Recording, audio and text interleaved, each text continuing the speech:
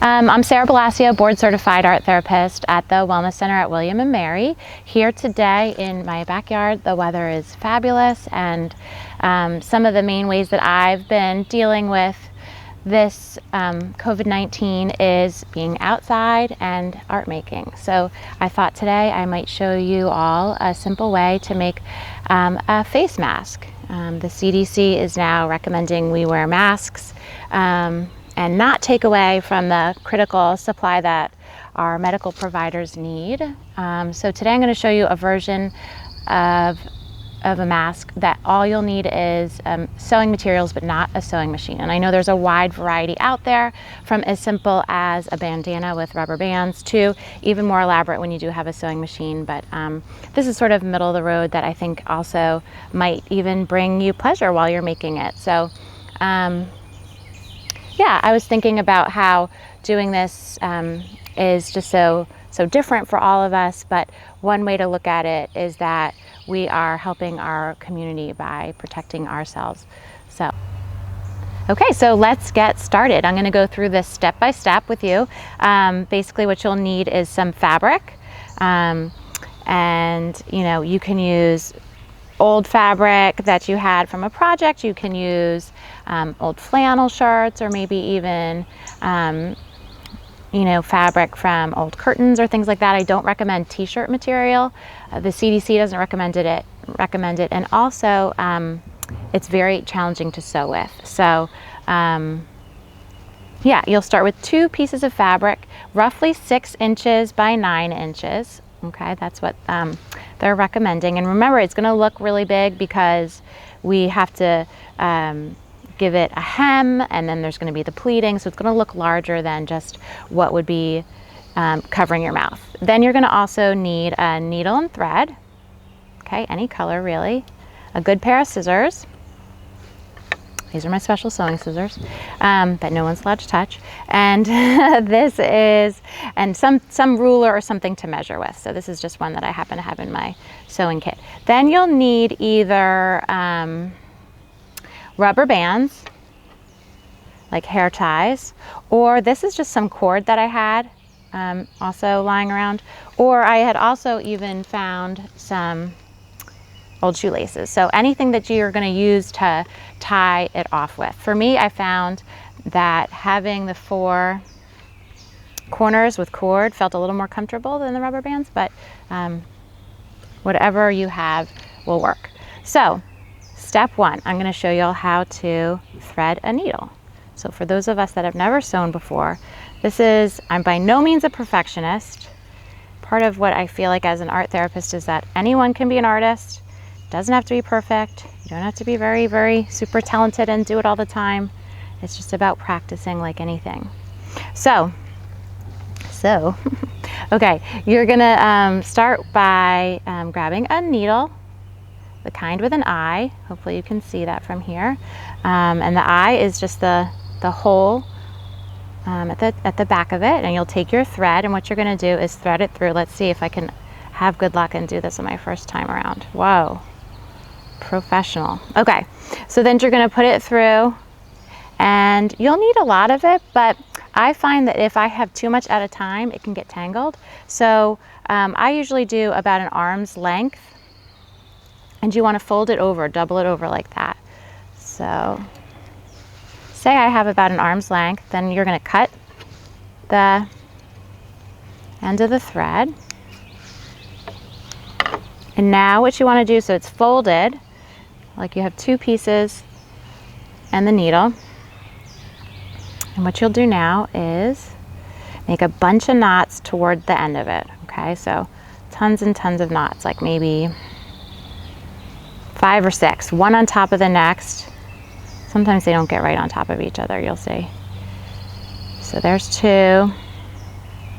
And the reason I'm making so many knots is because you don't want it to pull through when you're sewing. Okay, so maybe one more for good luck. I don't know why that's good luck, but okay, so there we go. That's how you thread a needle. Okay, I'll put that to the side for now. And then what you're going to do is take your 2 pieces of fabric, and they can even be, I wanted to show you an example I made this morning. They could even be 2 different colors, one on each side. So that's kind of fun too. And now you have your 2 pieces of fabric facing one another because we're going to sew it inside out, and then we're going to turn it right side out. Otherwise you would have a raw seam, and what I wanted to show you that looks like.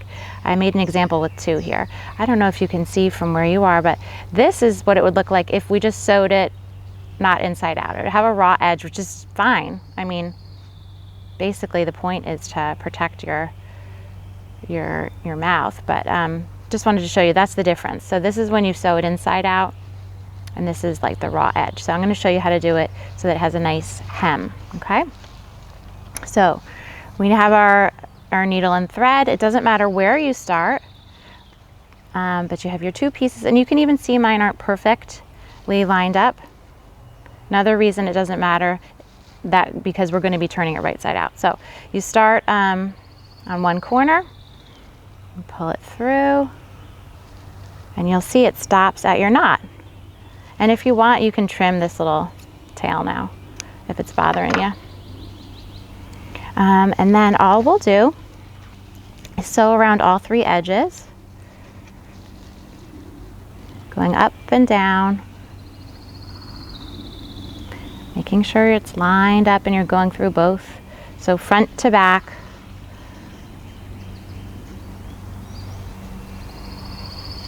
And sometimes there's a little tangle like that, and that's okay.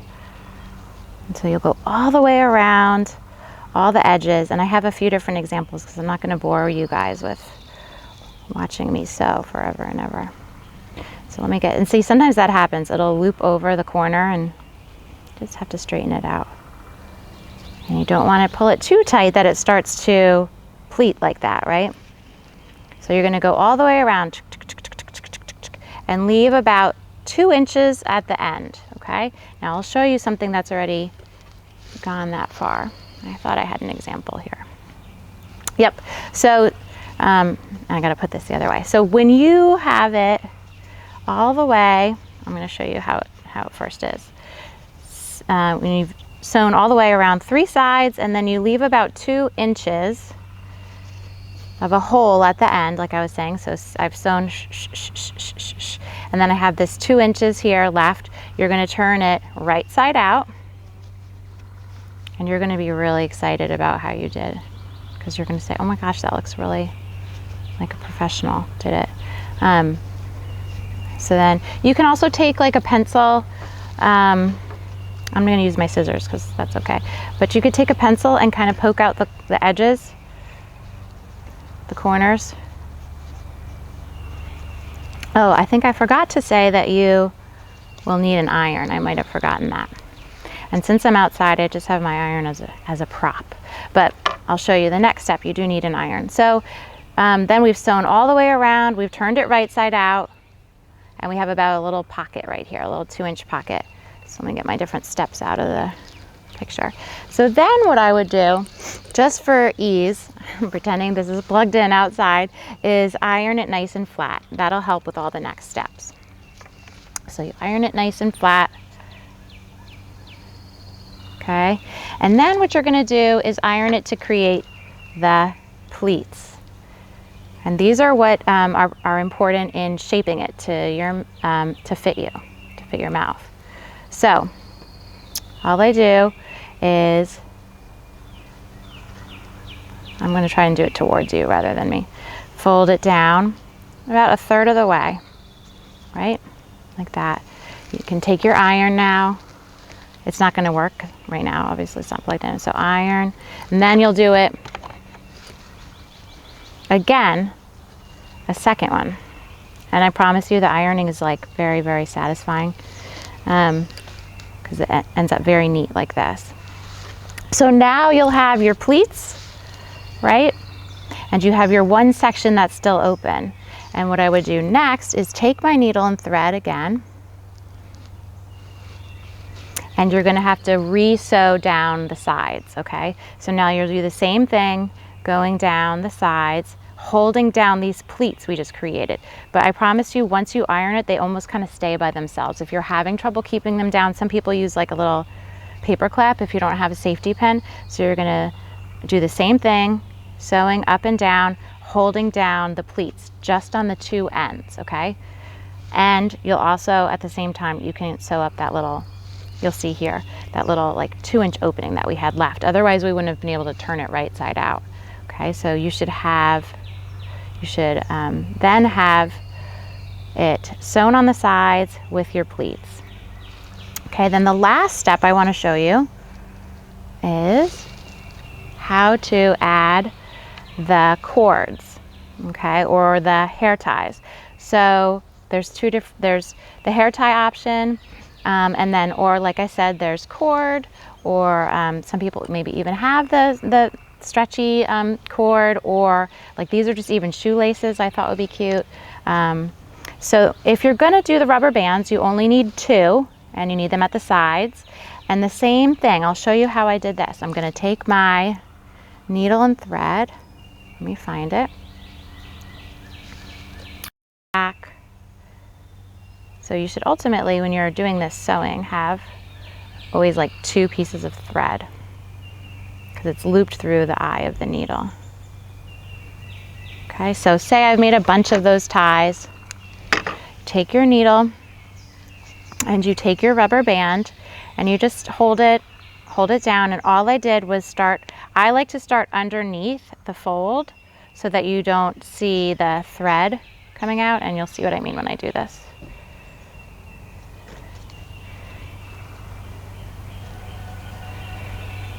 Okay, now you'll see this little tiny tail. If that bothers you, you can just take your scissors and trim it.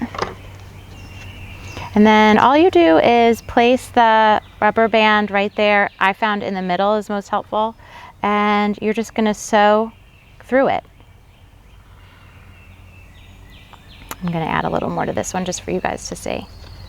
Something I forgot to say is how to end when you're sewing, how to like make a knot. So, you know, we've looped it around a bunch of times to attach it. And then the way to end is you go through one last time, whatever you're sewing, you go through one more time, and then you're going to take the needle and go through that loop that you would be pulling. So does everyone see what I just did? If I was just regular sewing, I would just keep pulling this and it'd be done. But to wrap it up, any section that you're doing, you want to make a knot. So I loop it through the hole. Sometimes I usually do it twice actually to finish something off. So I'll show you one more time anyway. So you would put it through whatever you're finishing up sewing.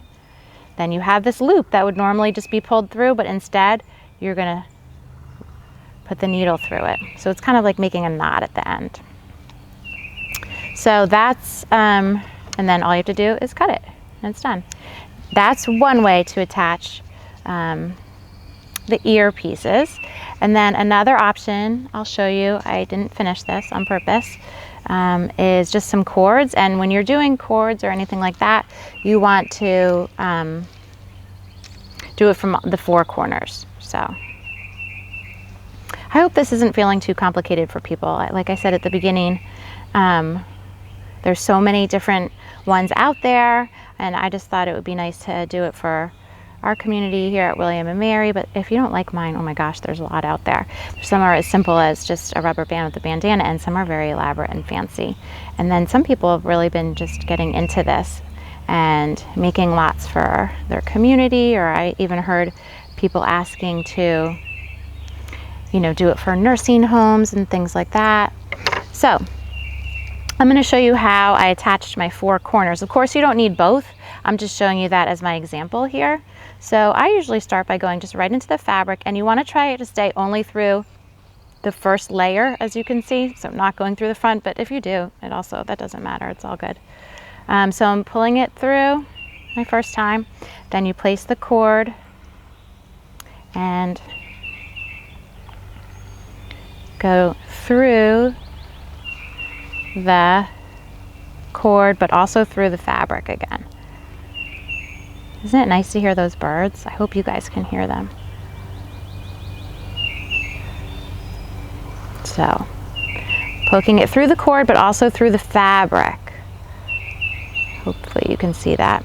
And then all I do after that is just keep looping it so that it's, hold on, gotta keep it nice and tight. Pull it taut each time. And then all I'm doing is going and wrapping it around it. And I'll probably do it, oopsies. I'll probably do it, I don't know, 5 or 6 times until it really feels secure. And it doesn't have to be in any sort of exact routine. All you're really trying to do is attach your cord to the mask, right? So just sewing it on there. And sewing around the perimeter takes a while. I'm going to give you a heads up. So this is a project to do when you have a bit of time. And sewing, people do find, you know, kind of meditative once you get your rhythm. But it does take time. It's not, you know, I guess if you need to do this in a rush, maybe try that one of the other techniques. But I don't know how much of a rush we're all in these days. So you can see that it's now on here securely, and I'll do one more of my finishing knots just to show you. So I went through a previous loop, and then I go through the loop that would be pulled, right? One more time for good measure. Go through a previous loop and pull it through your sewing. Okay, and then it should be on there secure. So there are, and then all you would do is trim it, and I'll show you the finished product. This is obviously has both options on it, which you wouldn't need. But so this is how the finished product would look. You have your pleats, right? And you can have either the ear loops from hair ties, or this one. I think I'm probably going to keep the 4 cords because that is what felt most comfortable for me. So here you have your finished mask. I hope it was understandable to everybody. Feel free to, again, contact me if you have any questions or reach out. My name is Sarah Balascio from the Wellness Center at William & Mary. My email address is sjbalascio, so SJBALASCIO @wm.edu.